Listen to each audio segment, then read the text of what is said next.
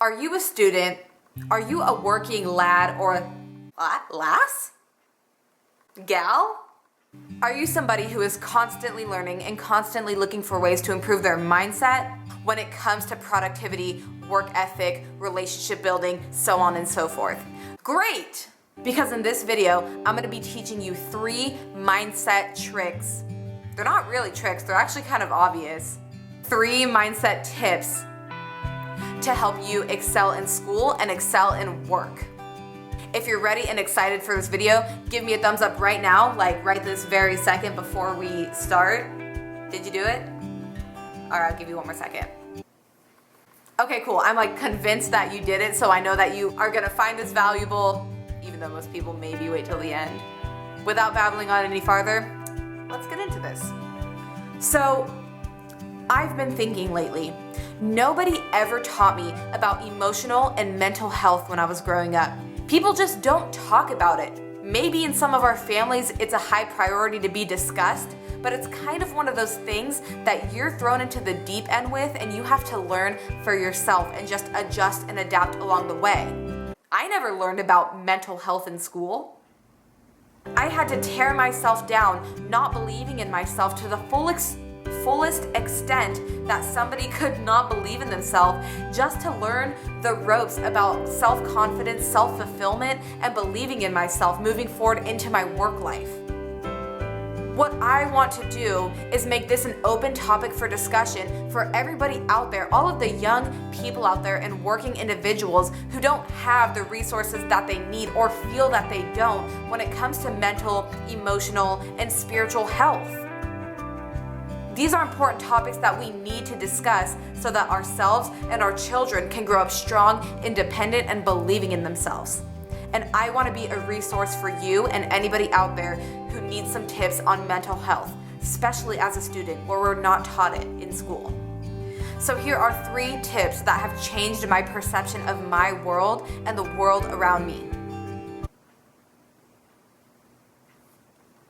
There's a potential spam number calling me. 1. When somebody does not have an effective outlet for expressing their negative emotions, like journaling, counseling, talking to a loved one, talking to a friend, all of those negative emotions accumulate over time until BAM! It manifests itself in one way or another. Maybe it's an argument with somebody. Maybe you lashed out at somebody. Maybe you kept it all inside of you until you exploded.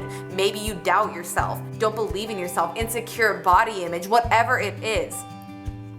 That's an example of what can happen when negative emotions override your good mental energy and they don't have an effective outlet for being expressed.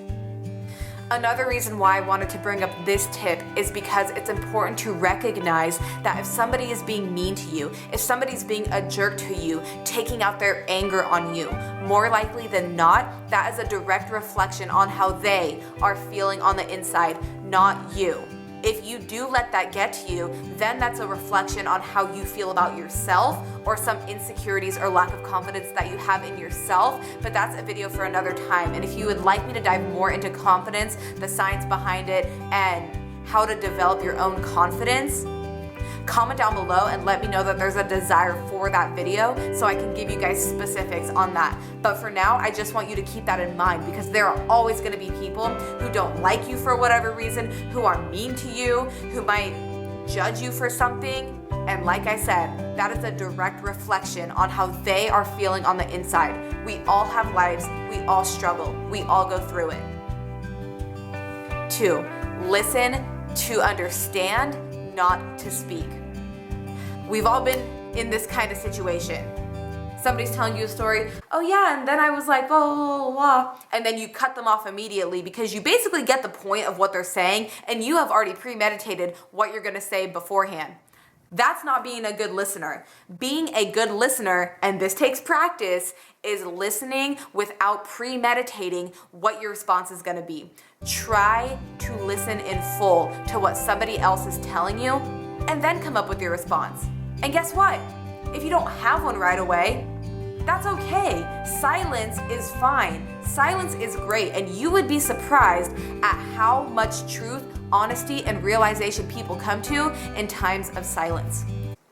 Guess what? When a comedian tells a joke, the joke is not funny when they tell it. The joke is funny afterwards. Have you ever noticed how a comedian is so good at silence? And when they're silent and that funniness of the joke comprehends in our minds and we realize it, we just keep on laughing? Use that for an example of life. If somebody asks you a question and you don't have an answer and there's some silence, your brain is already thinking about what potential answers are gonna be. You will find your answers and maybe more. Another point to this is that you have all the answers that you need. People can tell you things and enlighten you, but the truth is, so much of it can come from you. And you have everything that you need in your noggin. The third and final tip, self-awareness. The ability to check in with yourself and understand what is going on in your own world.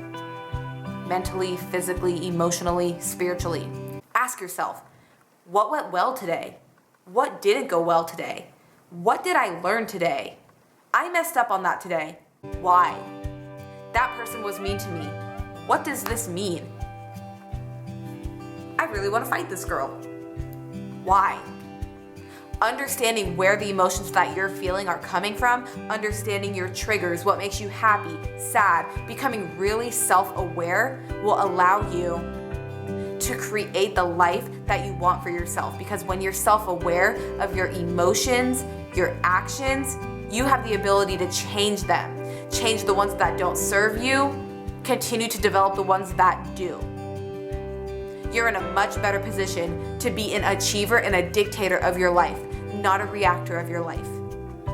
Simple self-evaluation can go a long, long way. All right, my friends, that was 3 tips for you. I wanted to keep them very simple, as most of the tips that I share in my videos are, because what I want to do is give you guys an opportunity to execute instead of feeding you a bunch of different new, that you're just gonna be listening to and then not actually doing anything with. I want to keep it simple for you and hope that this is the video that's going to speak to you and allow you to actually go out there and make a difference for yourself. So if there's something that you took away from this video, hopefully you wrote it down in your toolbox. We talk about this every video. Then I want you to start to apply it this week. Before coming back and watching another video, I want you to take what you've learned and figure out how you can apply it this week and start to build habits that benefit you and that will for a lifetime. That's all I have to say. If you like this video, please, please, please subscribe to my channel. It helps me in the YouTube algorithm. Your girl is trying to grow here. We're like the tiniest anybody has ever been, but that's okay. I love you guys and I hope you enjoyed this video. Make sure to check out the correlation.